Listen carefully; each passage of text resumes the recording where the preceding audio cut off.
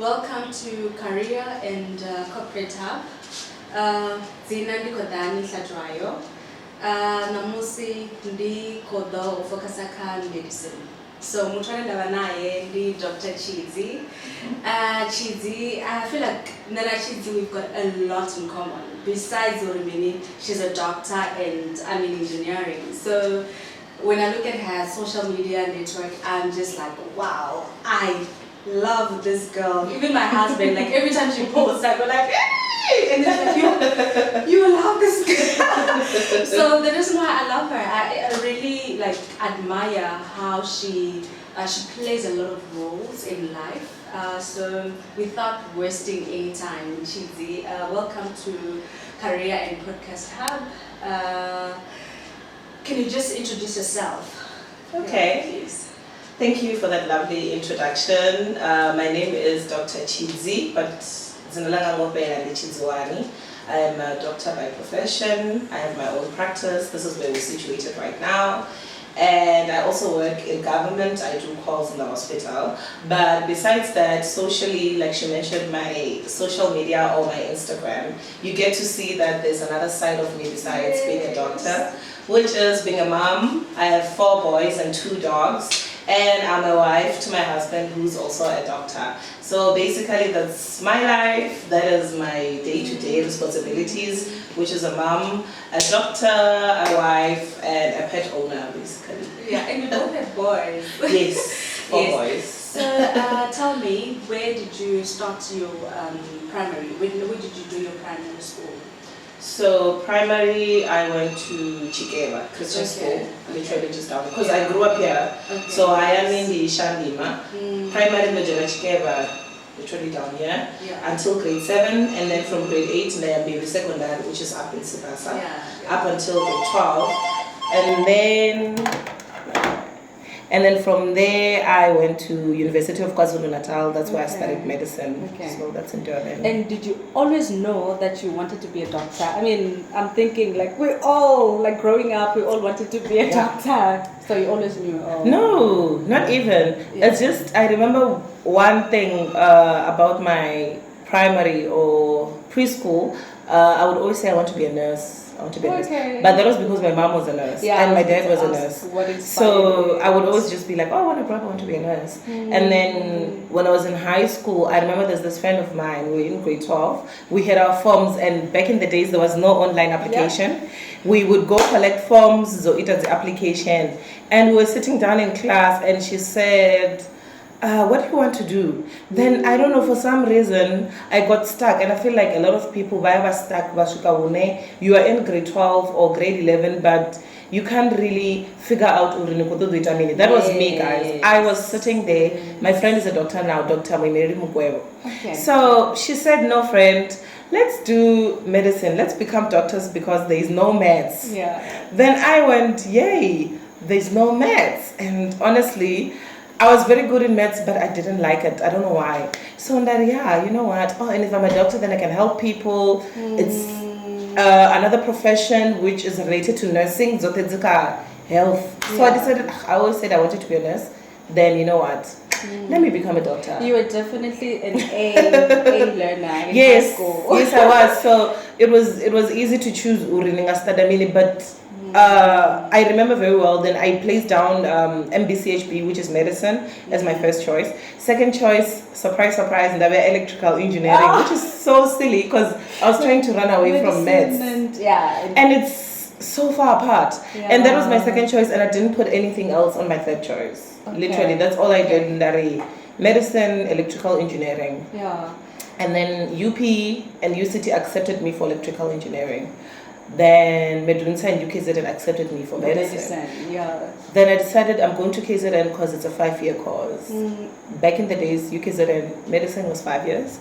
Now it's 6 years. I'm like thinking, I was the last group, 5 years. Okay, but like when you say 5 years, I mean electrical is a 4-year degree, and then medicine is 5 years. I think with electrical, I honestly don't even know why I wrote it. I think I just put it there just for the sake of, you know how sometimes, and this is so real, guys, like already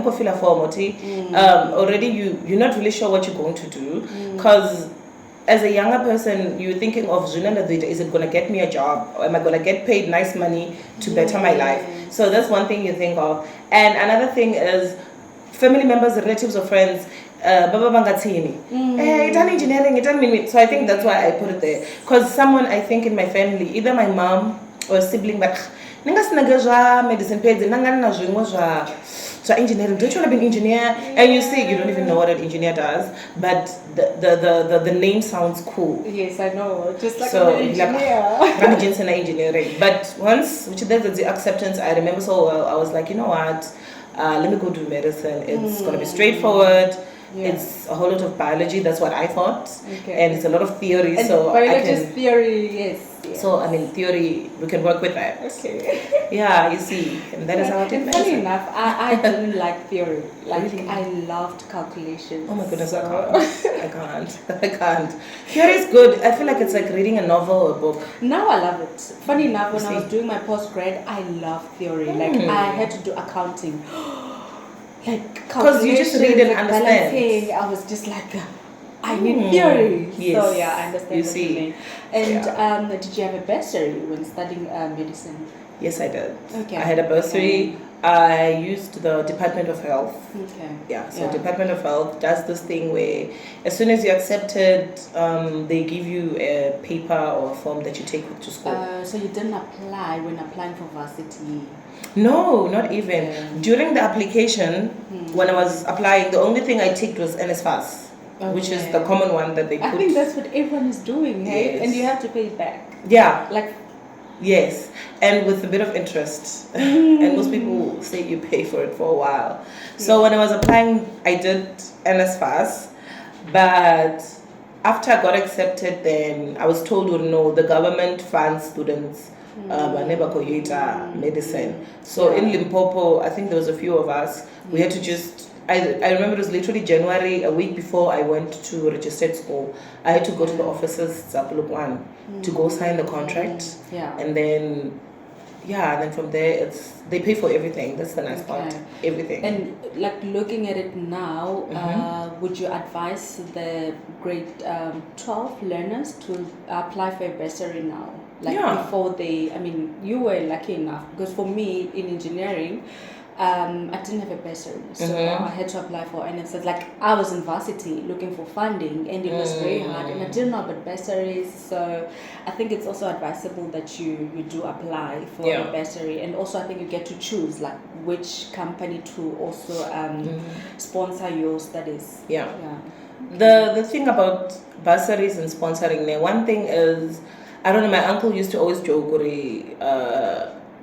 varsity or going to university is for people who can afford. As much as we all think automatically university, unfortunately, it's not like that. Varsity is for people who are going to be able to afford.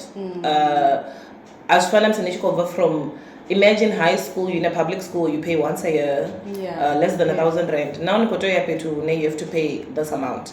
So once you can get a bursary, please go for it. It really helps. If you can't get a bursary, then you can go for NSFAS. Unless if you're from a background family, they really can afford to pay for everything, then there's no need to stress. But the last thing you want is first week of registration, maybe 10,000 rand. You're going up and down now. There's a lot of foundations, even for medicine. There's Motsepe Foundation for like learners who do really well. So I always say, if you're from a background that's disadvantaged, or for a fact, they cannot afford to pay for university, make sure you do so well. I was about to ask, like, what is a prerequisite for medicine? Like marks, how much do you have to need to get? So they say C, the application thing. But don't worry, maths, English, you need to get a C. But we all know by the time the finals, it's a repetition of trials and the June exam. So getting a C by then is very easy. A lot of people can get a C. A lot of people can get a B. So by then, honestly, by the time you choose a medicine, you might not say A. Because just because you got a C doesn't mean you go so in. Filtering. So by the time they start filtering, you find out so many people got a C. So many people got a B, and then a certain portion got A's. Then why for that? So whatever you're applying for, never aim for that minimum requirement, because then if there's 100 or 1,000 of you will reach your minimum requirement, and then they only want 30. Of course, they're gonna go for the best. I think you're like the fourth interviewee that said never aim for a minimum. So guys, please make sure that you aim for 100, so that when you fall in the 90s. In the 90s. Or 95. Yes. I don't know.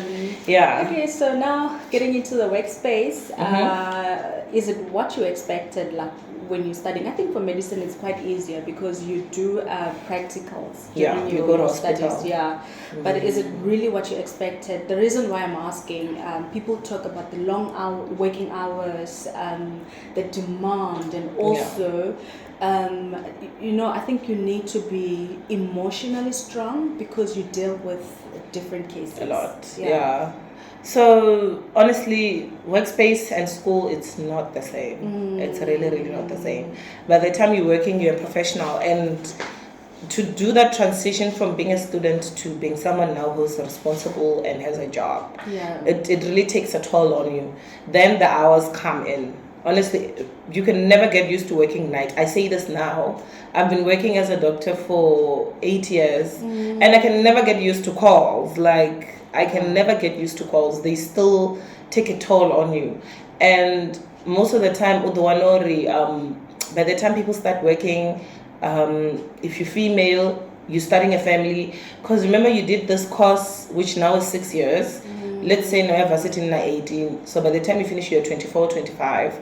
You're looking into maybe now I must settle down, or maybe now I must get a partner. And then Nika medicine, you have to juggle that ridiculous hours, that strenuous job, with now a social life or a family life, if I should put it that way. So it really affects females more than males. I think females get really affected. Either they end up just not having kids to try and balance out everything, or they end up having kids and then they just think, well, let's just get through this. I mean, like you spoke about like it affects females. Do you have a lot of females in medicine? Okay. There's a lot of female doctors. Actually, I think there's more female doctors than male. Okay. That is good. Maybe I'm lying. I don't know. Well, in this center right now, there's 2 female doctors. Okay. And out of how many? Out of 8. Okay. So 6 women. So I don't know. It looks like there's more females. Maybe in the private sector. No, in the private sector there's more males. Because males easily take that leap of faith to say, let me jump out of public and do over my own thing. But I think once you go to government, there's more females. Okay. So like they open their own practice. So if you check even locally, like Thohoyandou, female GPs, honestly, it's very few actually. Was here. Very few. And there's another lady, Mandisa. I think I know. And how is it like to own your own practice? In general, as a female? As a female, because now we're talking about few females owning their own practice. As a female, sometimes it becomes an advantage. Okay. The reason for that is most females will be more comfortable with a female doctor. Most husbands will be more comfortable taking their wives to a female doctor. I think that's the advantage. Like literally Nanepa in the center, like there's a whole lot of GPs, but when I'm trying to go to the reception, so that's when it's a I had a challenge actually, so to cut you. No, that's when fine. I was pregnant, like I was seen by I think about 5 gynecologists, all males. All males. So, and my husband used to ask like, are there no female? So it's quite hard to find. They're there. I mean, in Lois I know 2 females. But it's hard to find them, like the ones that have their own practice. Okay. So I think that's the advantage. The disadvantage would be, I don't know I also don't know. Maybe intimidation by men. Yeah. Male practices grow faster than female practices. Yeah. That's one thing I I think we're realized. also scared of admin because Yeah. owning your own practice, you need also like to do admin as well. And you need to be involved. So if you have Yeah. other things that keep you occupied, like a family and other things to do, when you're running your own practice, it can be a bit tricky. Yeah. And this is one thing I've realized. Besides now medicine or being a doctor, most people have a somewhere, and then you find out that person is doing so well, matter they're employed, and they could open their own thing, matter because of the admin of saying I'm starting my own business or let me do my own thing. But no, I can't leave this comfort zone because they've gotten comfortable with a salary and knowing already someone else takes care of all the admin, you know. Unlike if you do your own thing, you have to be your own admin person, your own finance person, your own everything. But now, if they're in private, they would flourish. So I always advise people, this comes back to jobs at Kwambori, certain things but wako stada and then abakwanda mshumo. Some jobs or degrees you will study or diplomas, don't be stagnant or stiff and say I will wait for posts to open and then you can start a business, you can be business minded and start something else on the side. There is a lot to do on the side. There is actually business wise. It's just you need to take a leap of faith, take risks. If you fail, it's okay. A lot of us have failed. Trust me, you fail, you start again, or you do something else. There's nothing wrong with failing, because from zero. You have that experience from failing on the other thing. So you see. So as a doctor, how is your day like? I know you work out. Yes, so how's your day like? So normally what I do, I wake up, I work out, either alone or with my trainer. Then the reason I work out at home, it's for that flexibility. I don't want to change and go to gym and that's come me. I work out at home because straightforward. You just wake up 5. I'm team like 5 a.m. club. I wake up at 5 every single day. I can't. Every single day, and it really prepares my mind for work. No, definitely. Starting the day with a workout or starting your day earlier than usual, it really helps. It does. But I don't do 5. Shame, 5 is so early. Because I do like 7, 6, 7. I think because I'm self-employed and I work by appointments. You see. So what I do is I wake up around 6, 7. I'll make tea. I'll work out. I'll make my breakfast. And create content for social media.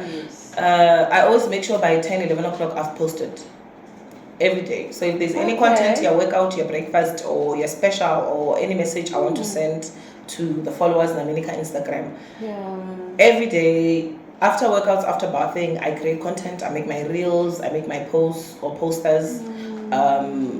Then 10 o'clock, I need to be at the office and I start the first appointment. Then I put my phone away. Then 2 or 3, or when it's quiet, I check my phone again. I respond to messages, respond to any queries, put my phone away again. 3:30, 4 o'clock, we're always doing the last appointment. Then I go. When I get home, I put my phone away, or my kids take my phone. Then dinner, if I'm making dinner, or I literally just chill and watch TV. When I get home, I like to also put my phone away. My husband always says, "It's my time." So it's your husband's time. It's your kids' time. So honestly speaking, like that's why sometimes people get it confused. But you post every day. How come you don't respond to messages? I'm like, no. People will have a posting schedule. That's one. So if you have a posting schedule, you'll be active with your phone at that time. Then when it's time to put my phone away, I really put my phone away. Like, especially if the whole family is home. And unlike if my kids are visiting or if they're at my mom's or if they're with my nanny somewhere else, then of course the phone has to be closed. Marandi, do not disturb, and only family and close contacts calls come through. Yeah, because you need that time to take a break. Even if it's just an hour or 2 hours a day after work, where you just sit. You can even turn on the TV and not even pay attention to what's on the TV, or read a book, or go online and read up on something. It really helps, you see, because Limaniko will transition from work mode to now your home mode or social mode or whatever, chill mode. And after doing that, then I check my phone again. If there's messages to respond to before bed, I do the same thing again. Then I post again at night before I sleep. Yeah, and I always create drafts. Yes. And now I know with drafts, I've drafted everything. The only thing I do is just to push the button. I've got a 9 to 5 and I have to deliver at work. True. And of course. I still need to be consistent on social media. That's the thing. So if you have a business or anything you do that requires social media, one thing I've learned is, Nina 9 to 5, or if you have a job, never let your job suffer because of something you're doing on the side. So never let a side hustle make your job suffer until the side hustle gets you so busy and it's making you so much money, where now you can say, let me walk away from the job. Don't walk away on a slacker, because even now you need to see that reputation of you don't want that. You don't want that. You do your best at work, but when you see, okay, those two things I cannot balance, it's becoming too much, you let one go and you focus on one. Whatever you focus on grows. That's how life is. And I know this with myself. I used to work, Donna Fraser, that was my 9 to 5. This is my maternity. You always on your toes. So I would see with my aesthetics business is starting to suffer. Either I'll be late for appointments, or I'll have to cancel because I'm too tired, or that side recompense are late theater, which is not good. Your reputation. It's not on the private side now. It's not good. And on the public side, if that's a more doge and that's it's not good. They'll notice So I literally just sat down with my clinical manager and I said, I'm leaving. And it was not even anything shady. I told him up front, no, I'm leaving. He even said, no, don't go. Can we offer you this? Can we do this? And I said, no, I have to leave, because I believed in my private business. And I knew that if I'm there every day, I can grow this thing. So anyone who has a side hustle, guys, I've realized people with side hustles sometimes, the expose, or something else. Either if side hustle, you see. And if you noticed, you've got a routine. And a routine really keeps you grounded. I also I'm big on routine. And I feel like it keeps me grounded as well. Routine is needed. You know what you do, especially if you're mom and Nico Shuma and you have other things to do. Or let's say you're a student and you have classes, you have this. What you do is always create a schedule, Monday to Friday or Monday to Sunday. Have a timetable, in there you divide in 3 columns. And in those 3 columns, you have your to-do list for the week. One column is your agent. Those are things you have to do right away. The second column, you will add things that, you know what, you can still do later or you can postpone. They're not that urgent. The third column, they are not really important, but you just want to do for fun. Then you structure it. Because once now conceptualize everything, or you put everything in one boat, now most of the priorities are you're moving while you have to study for exams. Then the priorities are what I'm gonna once you have something you need to prepare or you need to submit by the next morning, you see. Or you will prioritize studying for a test that is 2 weeks away, while you could take a break 1 hour and hang with your friends and just relax, and unwind. So Mutufalwana, that schedule, you know there's your me time where you are taking care of yourself, you are thinking about yourself, you are making plans, and then there's time where you are dedicating it to family, friends. If university, high school, there's times where you want to hang with your friends, you want to chill. You need to balance your life. You need a social life, guys. You can't always be studying. I often hear people say that it's exams time, I'm gonna delete all my social media. Imagine. And if you've got a routine and you know this is the time to study, you don't need to delete them. So this is where discipline comes in. But you follow discipline. You follow the fara, and whatever that you do on a day-to-day basis. Originally exam, I'm deleting this, I'm deleting that, I'm doing this. Nothing much has to change besides you telling yourself, or no, now I'm going to be studying. I remember when I was in varsity, I've always been this person who believes in working smart, not hard. Yes. So I would have 3 hours of studying, then I would stop. I would do this. I remember exam week, my friend and I even went out for movies. Yeah. We literally went to cinema because you have to have a schedule and balance, because it's pointless when you're 7 and half of the time nothing is going in. Yeah, you just feel stuck, you're just staring at a book. So sometimes, guys, people must balance. Yeah, and it's always important that you study prior, like your exams. Basically, your studies or studying, you have to make it a habit. Yeah. Not to prepare for exams, because you know, you often hear students saying that, what I've studied did not come. Only to find out you focused on just the wrong stuff, and the stuff were there. And you hear students saying that, what they taught us in class was actually not what came into the exam. But no, that is not true. It is because you underprepared. So as a doctor who has like your own practice, what you do on a day-to-day basis, exactly like when you've got patients, what you do. So normally it would be skin stuff. Aesthetics. Aesthetics, either it's drips, it's chemical peels, microneedling. If it's the women's health stuff, either pap smears, saunas are one of the most things we do the most here. The busiest. So saunas, pap smears, and people just coming for general gynae checkup. Those are the most common, like big things we do, aesthetics and women's health.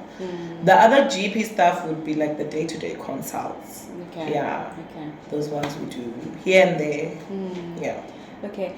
And you do travel a lot, and with your family as well, which I admire.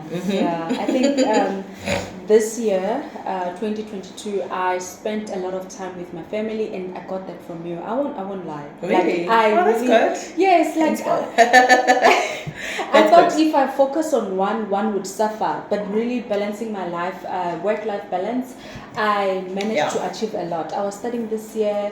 I traveled a lot with my family. I went out on date nights with my husband. Also traveled with just my husband. And also you need to do that a lot. So I did a lot, and at work I also achieved a lot. So for somebody that is that wants to study medicine and they think you don't have a life, when you know that's what we hear. Like what advice would you give them?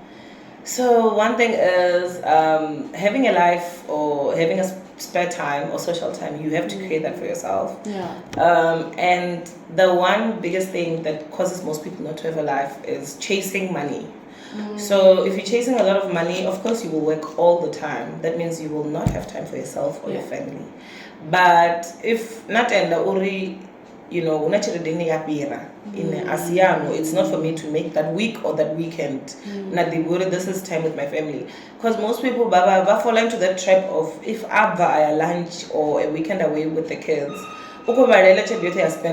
I check out, the one who this much if Nando Shoma this weekend. And life does not work like that. Daddy, that's one. Traveling does not mean someone has a lot of money.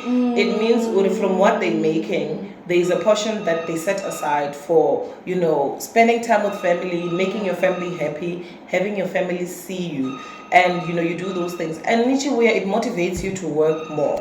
You work harder. That's one thing I've realized. After spending money with either family or hubby, then I'm motivated to work even harder. Which one?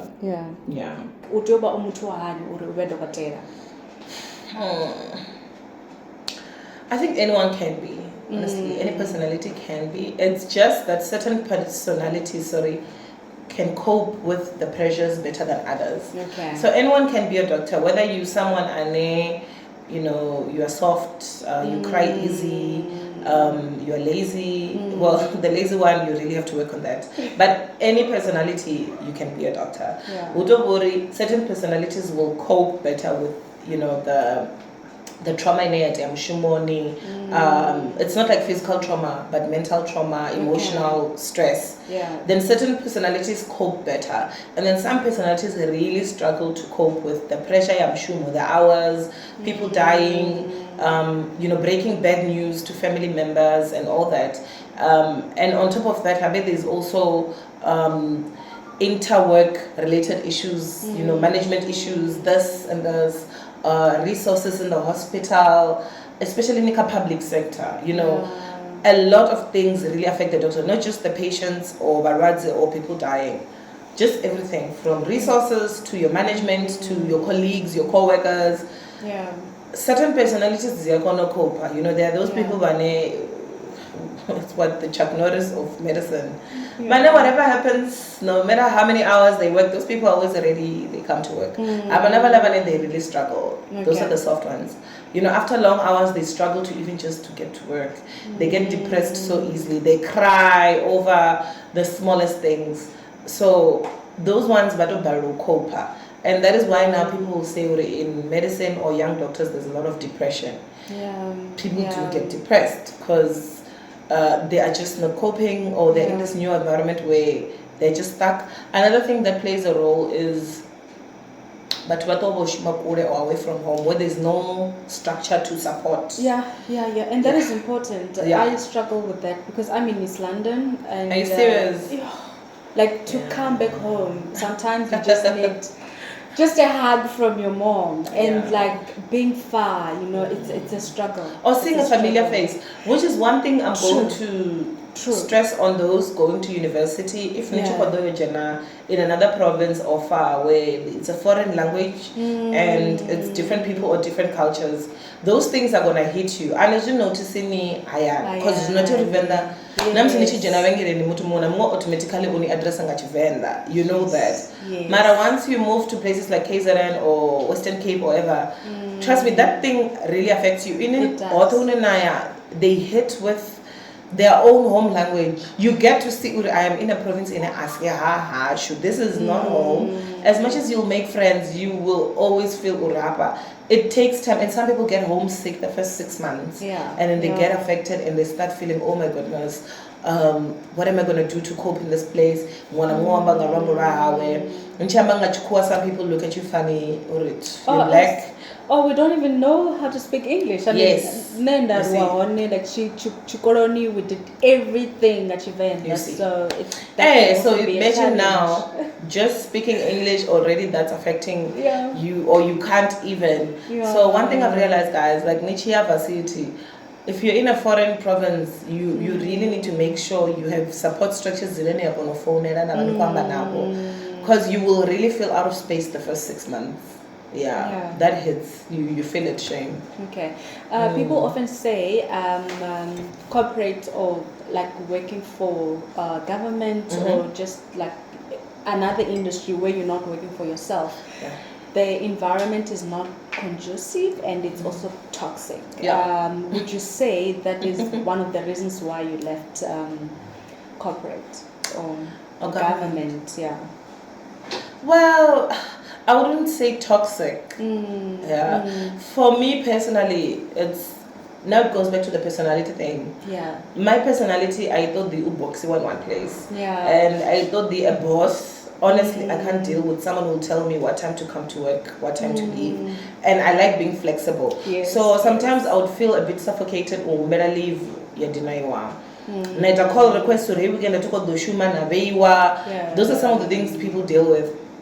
So my main reasons for going out, it was more of, I want to do my own thing, I want to set my own rules, I want to make my own money and control how much I make. Like, if Ndoshuma very hard, I want to enjoy those fruits, see the money coming in. Unlike in government, where whether you work very hard or you do nothing, the salary stays the same. So Kananga story, a toxic environment. No, it was more of my personality. And there are a lot of people who are like that out there. When they've got a business, thing going on. Like for no, I comfortable. I can even give a perfect example with my trainer. She literally stopped working. She was working for the lab. She stopped working for same reasons. And then she started doing her own thing, and then she trains people. And I mean, that's normal. Like you need to be there as a doctor, and if you describe that or define that as toxic, then you are in the wrong field. And you see, so besides being doctor, once you sign a contract, not really employed. You have to be there those hours.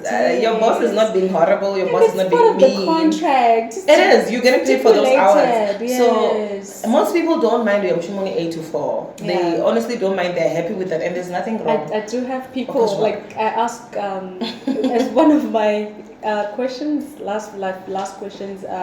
Would you like to stay in corporate or business? I thought everyone wanted to start their own business, and people are saying no. I would like to stay in corporate because it's more like for stability, you know. Exactly. Yeah. So some people honestly they don't mind. This thing of following working hours, this. She ever affected and they get depressed. Yeah, and then they feel like no, you know what? This is not for me. It's a personality thing. That's why because some people cope better with those environments, and other people really. No, let me do something else. Yeah. Let me and sometimes maybe they're lost or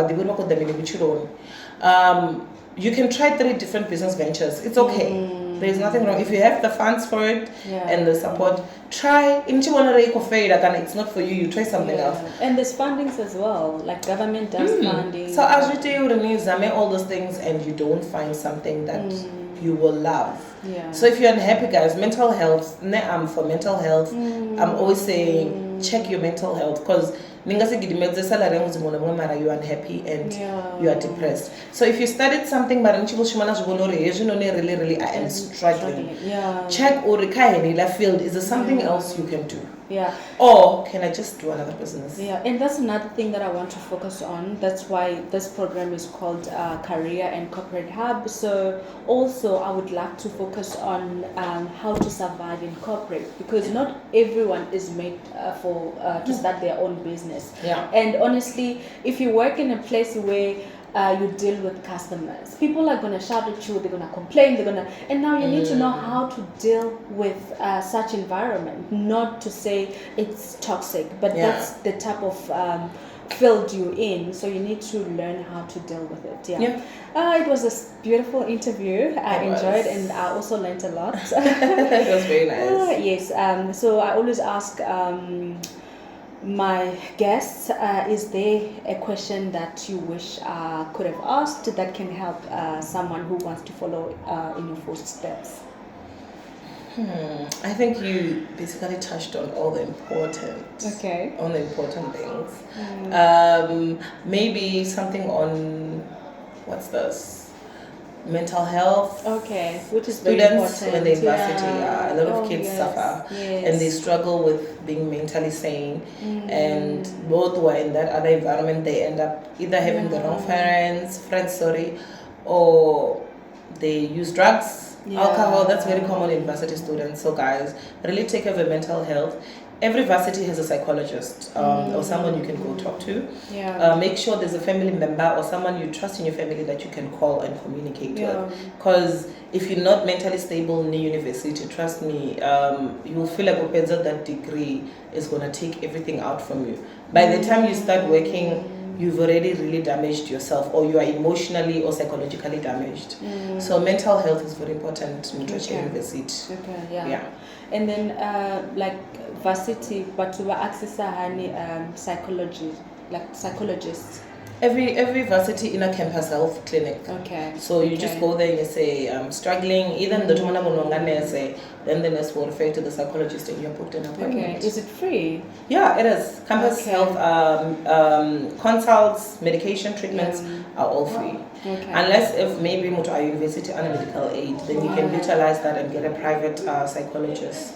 Just go there for sessions, even if it's ideally every person has to see a psychologist every 6 months because we all always have life-altering things that happen. Mara, once in a university, if you are really struggling to cope, don't go to partying or friends to cope. Go for partying and friends because you just want to party. Not to go cope. If you're struggling to cope, get a professional. I think when we talk about mental health, una stigma. Gamande sahaya ne watu mutachia usika for mental health. Usika for mental psychologist, health. Yes, but for like. Yes. So what would you advise? People are very I don't know, it's like, so once like a psychiatrist or psychologist, you're mentally ill, which is not true. Moto like a psychologist, it doesn't mean you are ill. It just means a professional and who understand to talk to you and to give you advice. And the reason why we go to that, not an elder in the family or a family member. One is to make sure you're not judged. Yeah. Two is to make sure between you and them, it's confidential. Yes. And another thing is the third party, they'll never be biased. Unlike if you go to a friend or you go to a parent or an elder, but they might judge or they might be biased and take sides. Because if I have a problem with, let's say, my mother, and I go to my aunt for advice, if my aunt likes my mom, she's going to be biased. If my aunt does not like my mom, she's going to take my side and give me probably the wrong advice. Which is true, so whole point of going to a psychologist is to get someone who's not going to judge you, someone who's going to help you get through challenges of children. We all get challenges with children. So that person is going to advise you. And I'm going to judge you, and whatever you discuss is between you and them. That's it. Okay. Yeah. Well, I hope Budanga Manda and this interview is going to help you, especially come watu whenever high school, whenever you choose a career, you already madokotela. So thank you for watching. Lidoshera details is Dr. Tshidzi description box, and also you can comment. We can have a discussion under the description box. If you have questions, you can ask there, and then I can also forward the questions to her, or we can also have another interview. I feel like there's a lot that we can still cover, but we don't have much time. So thank you for watching. Bye bye. Bye guys.